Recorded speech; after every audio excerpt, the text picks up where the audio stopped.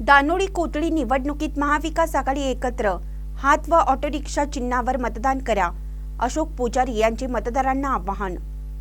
कोथळी पंचायत समिती व दानोळी जिल्हा परिषद निवडणुकीत महाविकास आघाडीतील राष्ट्रीय काँग्रेस, शिवसेना व स्वाभिमानी पक्ष एकत्र लढत असून स्वाभिमानी पक्षाचे अधिकृत उमेदवार मतदारांच्या समोर आहेत।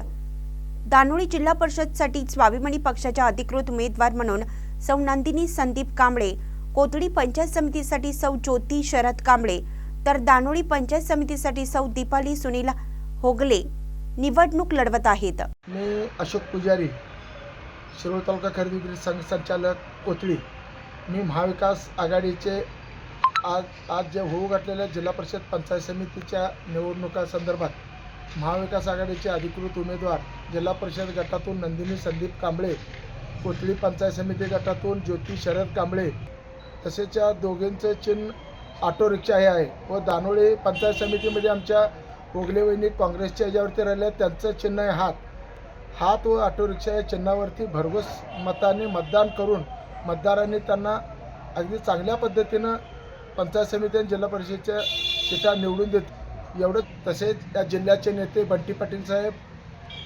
तसेच कोल्हापूर जिल्ह्याचे नेते आमचे माजी खासदार राजू शेट्टी साहेब, आमच्या तालुक्याचे नेते आदरणीय गणपतराव दादा पाटील, शारपड मुक्तीचे जनक यांनी तिघांनी केलेल्या कामाच्या जोरावरती आज गणपतराव दादांनी शिरोळ तालुक्यामध्ये जवळजवळ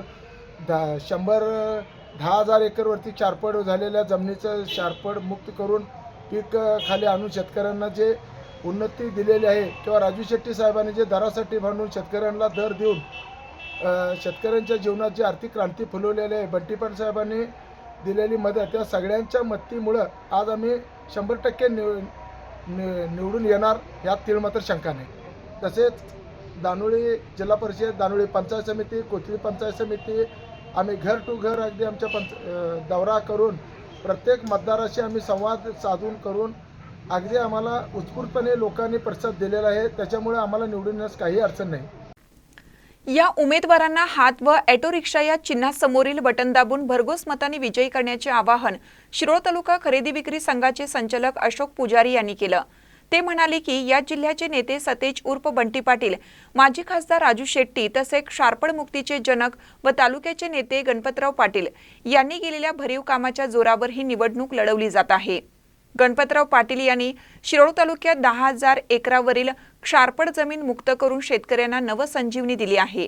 माजी खासदार राजू शेट्टी यांनी ऊस दरासाठी आंदोलन करून शेतकऱ्यांच्या पदरात 4 पैसे पडू दिले, तर सतेज उर्फ बंटी पाटील यांच्या विकास कामांचा डोंगर पाहता दानोळी जिल्हा परिषद व पंचायत समितीच्या निवडणुकीत महाविकास आघाडीचे सर्व उमेदवार मोठ्या मताधिक्याने विजयी होतील, यात तीळ मात्र शंका नसल्याचं मत अशोक पुजारी यांनी व्यक्त केले। महानकट न्यूजसाठी सुभाष इंगळे, कोथळी।